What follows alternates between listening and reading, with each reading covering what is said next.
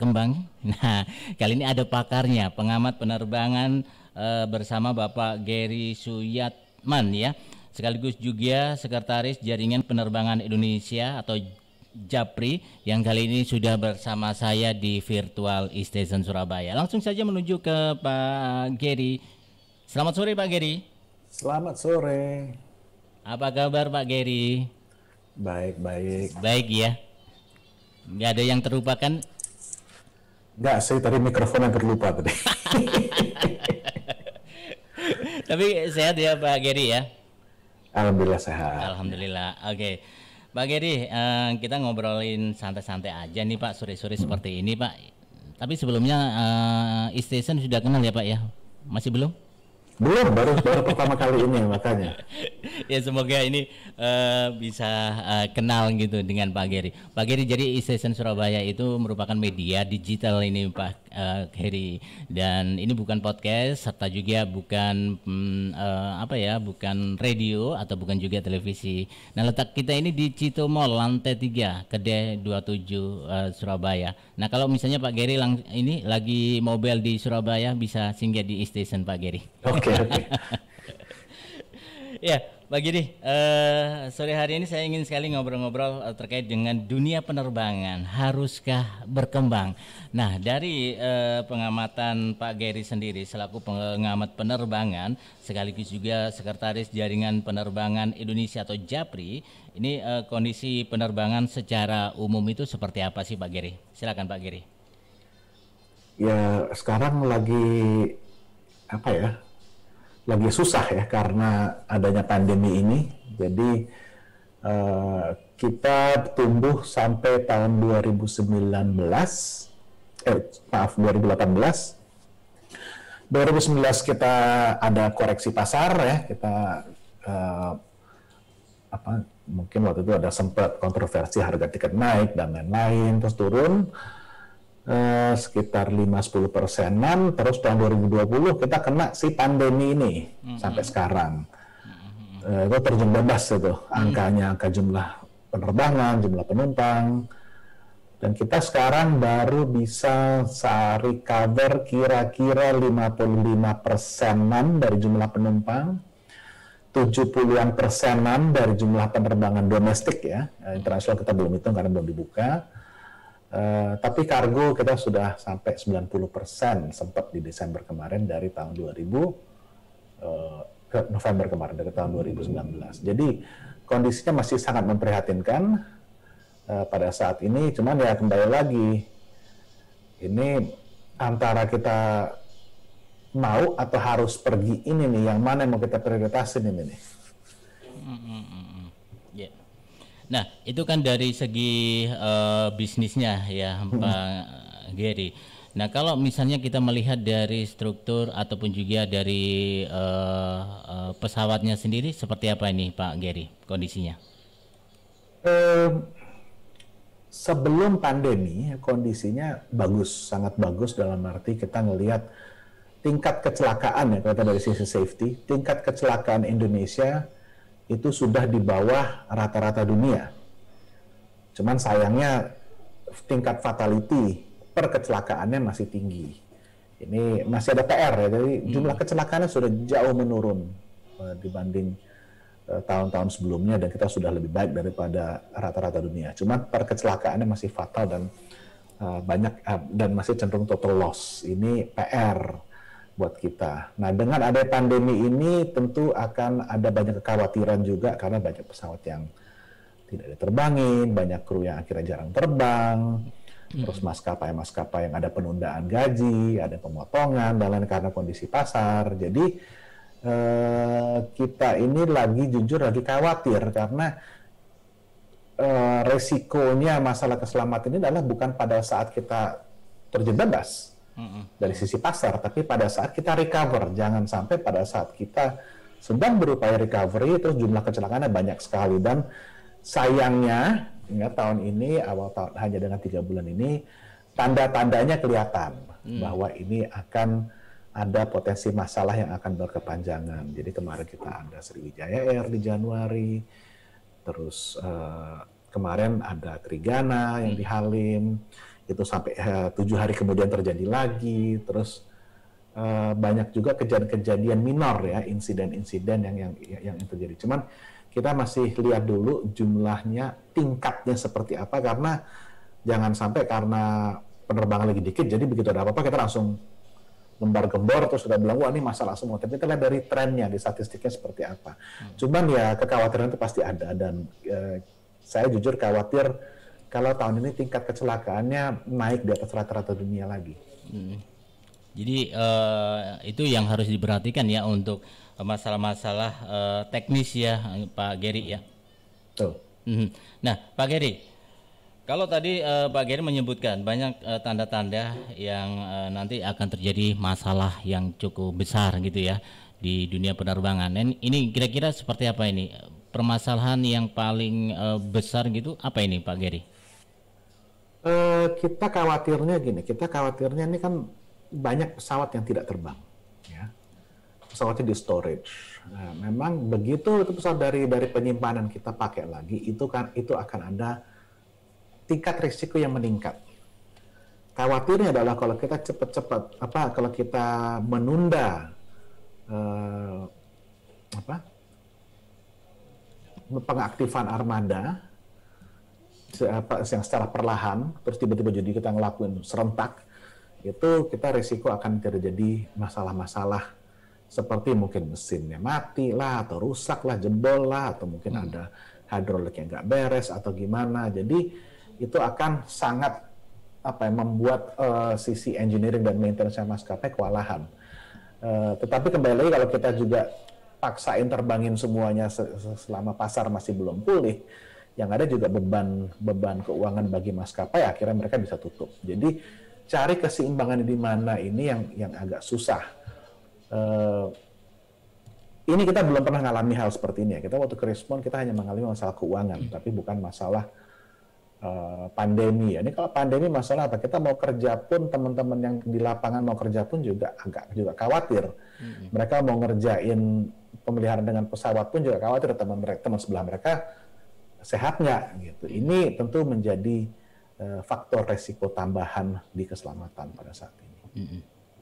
Nah, Pak Gary, perawatan pesawat yang ada di Indonesia ini kalau melihat, kalau kita mundur sedikit ya sebelum pandemi ya, ini sejauh ini perawatan pesawat yang ada di Indonesia seperti apa ini kalau menurut Pak Gary? Sesuai standar yang diperlukan oleh pabrik dan juga oleh regulator. Zaman kita untuk bandel-bandel maintenance, mangkas maintenance demi cari untung udah lewat. Itu tahun 2000 sampai tahun 2007 itu udah, kita bisa bilang tahun 2011 sudah orang udah pada sadar, dalam arti ya kalau kita mau ngirit dengan menghemat dari maintenance, begitu pesawat jatuh itu ruginya lebih besar ya. Dan juga ada financial incentive bagi maskapai untuk memenuhi kewajiban maintenance-nya, dalam arti asuransi lebih murah, sewa pesawatnya lebih murah, daya jual ulang pesawatnya setelah mereka selesai pakai pun juga lebih tinggi. Jadi maskapai sudah comply ya, dalam arti kalau dulu ada yang bandel, sekarang udah tutup atau sekarang udah bener. Cuman memang ada beberapa maskapai yang struggling. Nah ini yang harus menjadi perhatian. Maskapai struggling ini mungkin dananya seret, kurang, jadi mungkin ada maintenance yang harus ditunda. Cuman maintenance boleh ditunda, tapi tidak semuanya. Itu ada ketentuan yang dikeluarkan oleh pabrik, mana yang boleh ditunda dan berapa lama. Itu harus benar-benar dijaga agar tidak dijadiin permainan. Ini banyak masyarakat awam yang mungkin bilang, wah kok ini ditunda, wah ini berarti coba menghemat, ini ngawur, ini nggak benar gitu. Bukan, itu pabrik membolehkan. Ada beberapa kerusakan yang boleh ditunda perbaikannya sesuai dengan pabrik, tapi itu nggak boleh dilanggar. Begitu udah kena limit ya udah ganti atau pesawatnya di grounded gitu. Nah ini selama ini sejak kita lolos dari EU ban itu berjalan sistemnya, dan pemantauannya pun berjalan. Cuman challenge-nya adalah bagaimana menjaga itu, apalagi dengan kondisi seperti ini. Nah, kalau tadi kita melihat kondisi pesawat ya, dan itu harus mendapat sebuah perhatian secara serius ya. Nah, kalau misalnya nih Pak Geri, sekarang ini masa-masa pandemi ini kan memang masa-masa yang sangat sulit ya. Dan tadi juga disebutkan Pak Geri bahwa ada tanda-tanda yang nanti akan menjadi masalah dalam penerbangan yang cukup berkepanjangan nanti. Nah, ini apakah tidak ada upaya lain ini, karena memang pesawat yang harus dioperasionalkan itu harus benar-benar bagus dalam kondisi baik itu pesawatnya ataupun yang lainnya gitu Pak Geri, untuk setelah pandemi ini. Seperti apa ini Pak Geri? Gini, pada saat ini ya, banyak maskapai yang sedang meminta penundaan pembayaran leasing. Yang mereka tunda leasingnya itu tidak mereka terbangkan karena leasingnya juga bilang, kalau kamu mau nunda bayar, kamu jangan terbangin. Jadi udah pesawat itu disimpan aja, udah nggak perlu diaktifin lagi. Jadi sejak Oktober kemarin itu armada yang terbang itu relatif cukup aktif. Itu yang nggak aktif itu yang dalam arti leasingnya bermasalah, penundaan itu disimpan, tidak diterbangkan karena ngapain juga gitu buang-buang duit untuk pemeliharaan rutin kalau seperti itu terbang aktif padahal juga jarang terbang. Ya udah, itu satu solusi yang mereka lakukan. Tapi yang masih jadi kendala sekarang adalah jumlah tenaga kerjanya ini kan masih berdasarkan 100% aktivitas. Ya, sedangkan aktivitas sekarang ini kita bisa bilang kira-kira sekitar 70%. Nah, ini 30% pengurangan aktivitas yang berkepanjangan ini efeknya ke kecakapan personil, ke kejelian personil, itu seperti apa? Nah, yang benar-benar dikhawatirkan adalah itu ditambah dengan masalah mungkin pendapatan mereka, gaji atau biaya tunjangan harian mereka belum kembali ke angka normal. Ini takutnya menjadi faktor psikologis, jadi faktor manusia yang menjadi risiko untuk keselamatan. Tapi ini juga terus dipantau. Cuman ya kembali lagi, saya sering dengar banyak yang ngeluh, banyak itu. Cuman ya mau diapain lagi gitu. Karena kita juga nggak bisa ngarapin pemerintah ngasih duit ke maskapai, mereka banyak perusahaan swasta, ya kan? Apakah wajar kita kasih uang ke sebuah usaha swasta karena lagi ada pandemi hanya sebagai untuk demi survival gitu? Pemerintah juga sudah lakukan banyak langkah-langkah untuk insentif dalam arti mencoba mengencourage orang untuk melakukan perjalanan ya, dalam arti oke lah dalam pandemi ini orang yang mungkin takut ketularan nggak akan terbang selama dia tidak harus. Tapi mereka yang harus terbang ini bagaimana bisa tenang dan bagaimana mereka bisa nyaman. Jadi informasi mengenai apa yang bisa dilakukan, testing yang ada, protokol kesehatan, sampai pengurangan biaya airport tax dan lain-lain itu diberikan oleh pemerintah. Cuman kembali lagi, nggak mungkin kalau dengan itu kita harapin balik ke 100%. Nah, selama kita nggak balik ke 90-an% ke atas, ini resiko ini akan lebih tinggi dari biasa. Jadi cukup kompleks ya Pak Geri ya, permasalahan. Kompleks sekali karena ini semuanya berantai. Tidak bisa kita solve satu dengan harapan itu bisa solve semuanya. Tapi mau semuanya pun juga mau gimana kita bayarnya gitu. Oh gitu ya. Nah Pak Geri, sebenarnya armada atau pesawat yang ada di Indonesia itu layak terbang atau gimana sih Pak Geri? Layak ya, dalam arti auditnya jalan ya, audit oleh regulator terhadap maskapainya jalan secara berkala dan secara acak, dan internal auditnya si maskapai pun jalan. Hanya saja kembali lagi itu semua adalah jaminan mutu ya. Tidak ada jaminan mutlak. Kelayakan itu berhenti pada saat pesawat mengaplikasikan daya dorong untuk lepas landas. Itu semua ketentuan kelayakan selesai di situ. Itu udah masuk ke keselamatan itu sudah bukan lagi ke persiapan, itu sudah kondisi aktual. Nah, kita mau persiapin sebagus apapun itu bukan jaminan pesawatnya bukan jaminan mutlak pesawat ini tidak akan kenapa-napa. Ya. Ini yang harus dipahami dari sisi safety.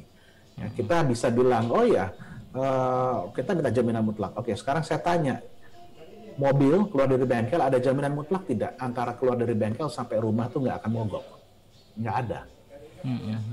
Kalau memang tiba-tiba apes mogok, ya udah mau diapain? Gitu. Hanya bisa jaminan mutu yang diberikan oleh si bengkel. Nah, kalau misalnya ada kenapa-napa, oke, balikin sini kita benerin. Itu kan, tapi kan mogoknya sudah terjadi. Nah, kalau di pesawatnya mesin-mesinnya mogok, dia masih cepat-cepat mendarat, ya kan?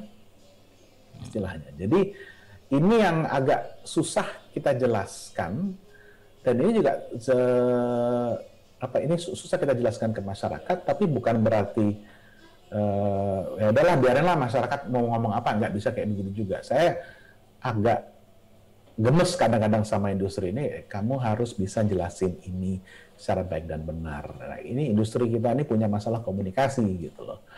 Sampai Mas Johan tadi nanya masalah layak nggak di pesawat gitu. Kalau pesawat nggak layak itu nggak akan terbang gitu loh. Nggak ada yang mau mati konyol gitu, pesawat nggak layak dipaksa terbang gitu. Tapi bagaimana industri bisa menjelaskan batas kelayakan itu di mana? Ini kan belum pernah dilakukan gitu loh. Ya. Nah, Pak Gary, kalau ini di masa-masa pandemi seperti ini perkiraan untuk muncul kembali penerbangan Indonesia kembali normal, kira-kira masih lama atau seperti apa, Pak Gary? Saya rasa ke industri ini dan juga regulator dan pemerintah secara menyeluruh, terkhususnya Kementerian Perhubungan dan Kementerian Pariwisata dan Industri juga, mereka sudah melakukan apa yang mereka bisa lakukan dalam arti untuk bisa memulihkan atau meringankan beban. Di luar itu, pemulihan industri penerbangan sangat tergantung dengan tingkat kasus aktif COVID dan juga kasus baru COVID di setiap daerah dan di Indonesia secara menyeluruh. Selama itu tinggi, ya, orang tidak akan mau terbang begitu aja. Mereka pasti akan mikir-mikir. Ya. Kita bisa melihat di pertengahan ini, saya baru dapat info kemarin dari teman-teman di maskapai bahwa menjelang akhir Maret ini jumlah penumpang naik karena memang itu terkait dengan jumlah kasus aktifnya turun cukup banyak.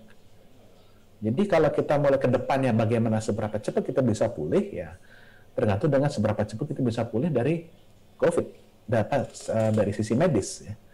Kalau kargo sih saya nggak terlalu saya nggak terlalu khawatir, cuma dari sisi penumpang melakukan perjalanan itu sangat tergantung dengan jumlah kasus yang aktif dan kasus-kasus baru per harinya. Apalagi di pemerintah sendiri mengeluarkan kebijakan bahwa mudik ini dilarang gitu ya. Ini juga berdampak sangat besar ya untuk dunia penerbangan ini ya. Banget, karena airline itu cari uang itu di Lebaran, di musim libur sekolah, dan di musim libur akhir tahun.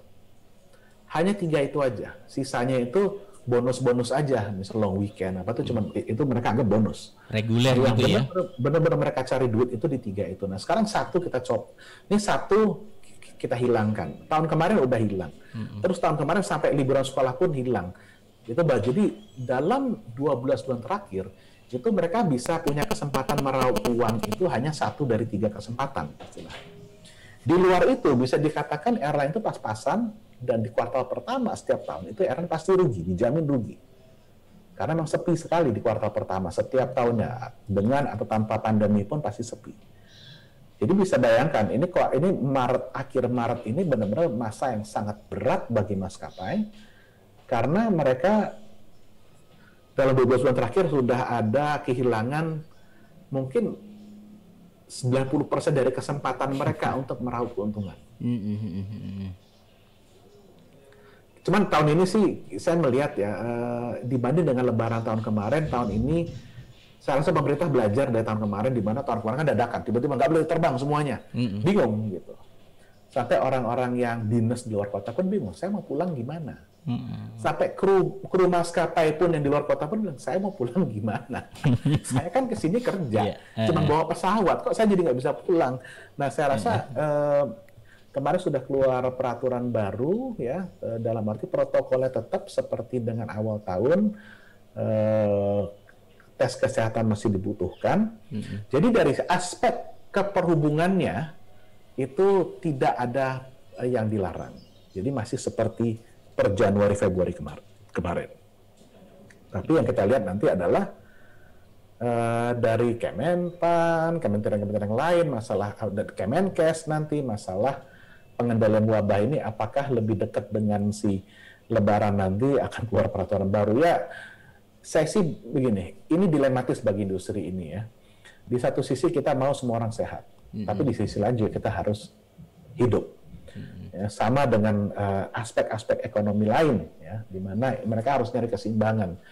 Jadi saya rasa sebenarnya begini, ini kalau kita ngelihat dari best practices yang ada, selama kita tetap patuh terhadap protokol kesehatan, selama penerbangan, dan di tempat tujuan, seharusnya kita tidak berdampak besar terhadap penyebaran. Nah, kendalanya yang susah adalah kalau orang libur, apalagi lebaran, ketemu keluarga dan lain.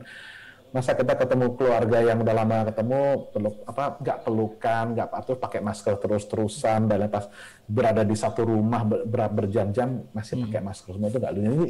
Ini aspek yang di luar ranahnya kita di penerbangan, tapi yang harus kita pikirkan juga. Jadi ini terpaksa juga ya, Pak Gary ya, banyak pesawat yang kembali parkir gitu ya, Pak Gary ya. Ya, kalau cuma kembali parkir sampai sebulanan sih oke lah. Yang kita khawatirin kan kayak tahun kemarin kita harus diparkirin semuanya, terus nggak bisa itu kita tahun kemarin tuh baru bulan Juli itu baru kita naik ke 45% dari jumlah penerbangan seperti biasa. Bisa bayangkan itu 2 sampai 3 bulan kayak begitu. Itu airline udah nggak tahu mesti ngapain lagi waktu itu. Sekarang kita kegiatan sudah kembali ke 70%, di mana ada berapa pesawat, sebagian besar ya kita estimasi juga sekitar 1/4 dari armada yang memang nganggur karena leasingnya kita nggak mau bayar, leasingnya bilang ya udah kalau kamu nggak bayar kamu jangan pakai. Gitu. Jadi sekarang kita hanya mikirin ini masalah headcount-nya 100%, gimana kita bisa bayar dengan kegiatan yang hanya 70% gitu. Ya cukup berat. Pusing 7 keliling loh, orang keuangan di maskapai pusing 7 keliling gitu. Iya. Memang cukup berat juga ya. Satu sisi di masa pandemi seperti ini, dan kemudian maskapai sendiri harus memarkirkan pesawatnya karena regulasi dari pemerintah melarang untuk bermacam-macam hal gitu ya, Pak Gary ya. Ya, memang semoga saja ini Pak Gary di masa-masa yang serba sulit ini nantinya kita semuanya bisa merasakan hasil yang bagus ini, Pak Gary. Nah, di perjumpaan terakhir kali ini apa yang ingin disampaikan Pak Gary selaku pengamat penerbangan sekaligus juga Sekretaris Jaringan Penerbangan Indonesia atau JAPRI ini? Dalam konteks kita, dunia penerbangan haruskah berkembang? Silakan Pak Gary. Ya, kita negara kepulauan ya, mau nggak mau kalau kita mau melakukan perdagangan atau apa, dalam negeri pun kita harus terbang. Jadi pesan saya adalah bagi kita, teman-teman, saudara-saudara, keluarga-keluarga yang mau melakukan penerbangan, mohon dicek ya ke tempat tujuannya, syarat pengetesannya apa, itu diikuti, dan dari keluar rumah sampai kembali ke rumah lagi, protokol kesehatan harus kita patuhi. Ya, penerbangan itu aman.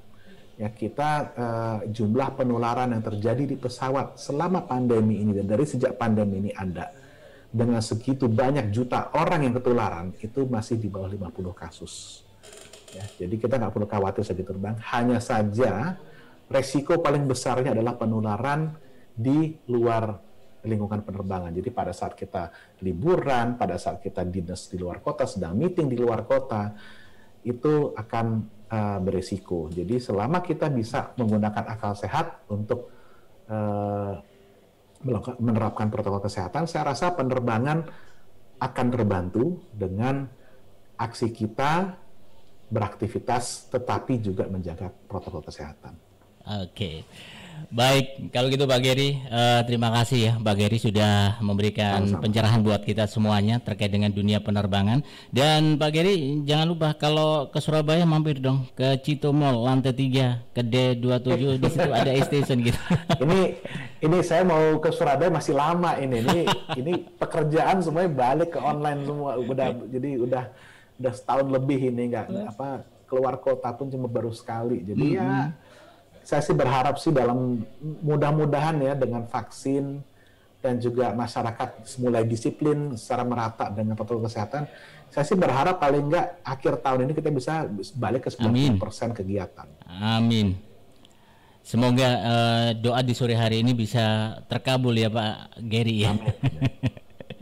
Dan Pak Geri, jangan lupa juga ya, Pak Geri kan ini Pak Geri sering di rumah nih ya, atau mungkin bekerja by virtual gitu sekarang ini ya. Nah kalau tengok-tengok e-station gitu ya, mungkin bisa di subscribe, like, and share gitu Pak Geri.